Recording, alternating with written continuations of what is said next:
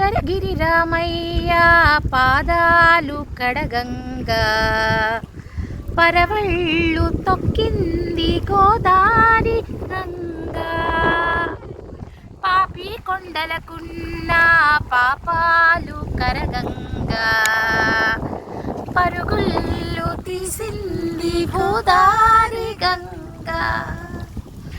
సమయానికి తగు పాట పాడేని, సమయానికి తగు పాట పాడేని త్యాగరాజు లీలగా స్మరించునటు సమయానికి తగు పాట పాడేని.